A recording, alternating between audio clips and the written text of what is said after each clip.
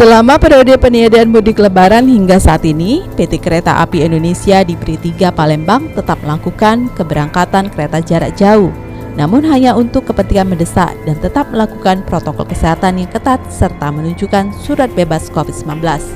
Sampai sejauh ini, PT KAI di Pri 3 Palembang telah melayani 2.067 penumpang. Rata-rata KAI melayani 170 keberangkatan pelanggan per hari. Jumlah tersebut turun 73% dibanding jumlah kereta api jarak jauh pada masa pengetatan pramudik. Mereka yang boleh menikmati perjalanan kereta api tersebut adalah yang memiliki kepentingan untuk bekerja dan perjalanan dinas, mengunjungi keluarga sakit, dan kunjungan duka. Sejauh ini KAI juga mengoperasikan kereta ekonomi Bukit Serelo tujuan Kertapati Lubuk Linggau dan kereta api Raja Basa Kertapati Tanjung Karang. Selain itu, penumpang yang calon penumpang KAI yang ditolak berangkat sebanyak 1.272 karena persyaratannya tidak lengkap saat verifikasi berkas.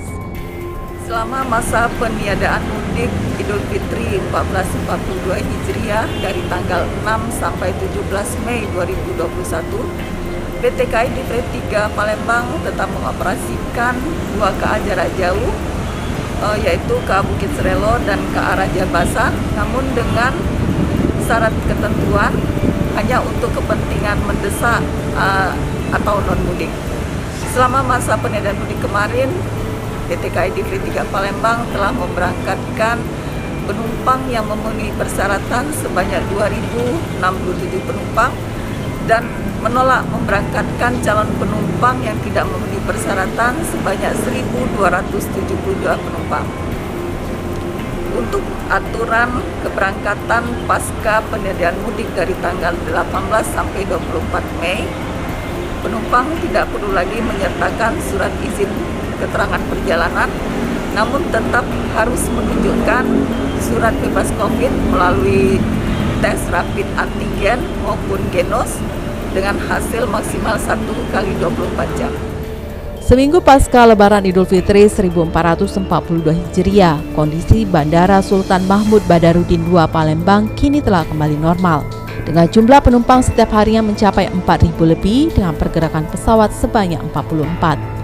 Dengan kembali normalnya jumlah penumpang di Bandara SMB 2 ini, pihak bandara tetap meminta kepada warga pengguna jasa penerbangan untuk selalu disiplin dalam mematuhi dan menerapkan protokol kesehatan. Setelah tanggal lewat masa hari peniadaan ini, kembali low season, jadi penumpang itu pergerakan kembali ke 4.000, ya 4.800, 4.700, dan pergerakan pesawat 44 pergerakan pesawat rata-rata Ibu ya. Kemudian juga 43. Nah, kami berharap juga industri ini aviasi juga masih tetap berkembang dan para pengguna jasa dalam menggunakan industri transportasi udara ini disiplin untuk mematuhi protokol menggunakan masker dan sebagainya agar juga bisa terbang menggunakan transportasi. Sebelum Lebaran, jumlah penumpang pesawat terbang yang melalui Bandara SMB 2 sempat mencapai 7.000 penumpang. Hingga saat ini di Bandara SMB 2, fasilitas Ginos C19 masih tetap digunakan dari 7 pagi hingga 3 sore, bahkan menjadi alat yang paling diminati oleh calon penumpang Bandara SMB 2. Menteri Perhubungan Budi Karya Sumadi meninjau dan mengecek secara langsung penerapan protokol kesehatan sekaligus random check rapid antigen dan ginos secara gratis di Terminal Alang-Alang Lebar, Palembang. Hal ini dinilai penting agar penumpang bisa melakukan perjalanan secara aman. Peninjauan ini untuk memastikan dengan rapid test antigen dan ginos, penumpang benar-benar bisa melakukan perjalanan dengan bus secara aman, nyaman, dan sehat di tengah pandemi. Random check ini mengandung pesan agar seluruh pihak berhati-hati di tengah pandemi. Upaya melakukan random check ini juga dinilai penting agar masyarakat yang kondisi kesehatannya tidak begitu baik tidak harus bepergian terlebih dahulu. Karena secara regulasi semua tempat-tempat simpul transportasi darat itu harus dilakukan random testing. Wali tolong dibantu ini dilakukan secara konsisten. Karena apa? Dengan kita memberikan random testing, maka masyarakat juga berhati-hati. Kehati-hatian inilah yang membuat mereka merasa kalau belum sehat mereka nggak jalan. Ya, kita lakukan terus. Harapan kita Sumsel Palembang membaik menjadi kontributor atau. Sementara itu, Gubernur Sumsel Herman Deru mengucapkan terima kasih kepada Menteri Perhubungan beserta jajarannya yang selalu memperhatikan kondisi Sumatera Selatan di situasi pandemi saat ini. Setiap Menhub dan jajarannya berkunjung ke Sumsel bukan hanya sekedar berkunjung saja, tetapi banyak memberikan masukan serta berbagai bantuan-bantuan untuk membantu percepatan penekanan dari penyebaran virus COVID-19. Dan hingga saat ini masih menerpa Indonesia, terkhususnya di Sumatera Selatan. Nasional maupun Satgas provinsi untuk terus menekan angka penyebaran COVID ini dan juga angka bor.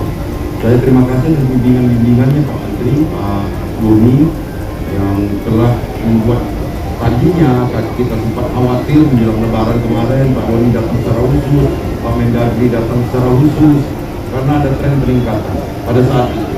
Tapi ternyata kita juga harus mengapresiasi warga Sumatera Selatan yang sangat patuh terhadap anjuran dari protokol kesehatan dan sangat disiplin. Jadi kuncinya kita sepakat bahwa penekanan penyebaran ini adalah. Kepala Badan Nasional Penanggulangan Bencana BNPB, Letjen TNI Doni Monardo sekaligus Ketua Satgas Penanganan COVID-19 mengatakan sebelumnya sempat khawatir dengan adanya peningkatan kasus aktif COVID-19 di Sumsel. Ditambah lagi bed occupancy rate atau angka keterisian tempat tidur di rumah sakit di Sumatera Selatan dalam 3 minggu terakhir sempat berada di atas 60% atau melampaui angka nasional, serta ditemukannya varian COVID-19 yang baru. Namun kini, BNPB mengapresiasi kinerja tim Satgas Pemprov Sumsel yang saat ini sudah cukup berhasil menekan tren penyebaran COVID-19 di Sumsel yang justru cenderung sudah semakin menurun. Atas kerjasama dan kolaborasi yang sangat baik di lingkungan Satgas Pemerintah Provinsi Sumatera Selatan, karena sekitar 3 minggu atau 1 bulan yang lalu kami di pusat sempat khawatir dengan adanya peningkatan kasus aktif di Sumatera Selatan, kemudian bor yang sudah di atas 60%, lantas ditemukannya varian COVID yang baru. Nah, ini sempat membuat kita khawatir, termasuk Bapak Presiden dan Menteri dalam negeri. Tapi alhamdulillah setelah adanya berbagai langkah-langkah yang dilakukan oleh Satgas penanganan COVID Sumatera Selatan, maka kita lihat hari ini bornya mengalami penurunan yang cukup signifikan. Dari 62% sekarang berada pada posisi 46%. Selain itu, diharapkan pemerintah Provinsi Sumatera Selatan untuk selalu konsisten dalam menangani permasalahan pandemi COVID-19 di provinsi ini, dengan mengupayakan berbagai langkah-langkah aktual serta gencar melakukan penegasan protokol kesehatan kepada seluruh masyarakat, sehingga semakin ke depan tren penyebaran COVID-19 tidak mengalami naik turun lagi dan justru akan tetap semakin menurun.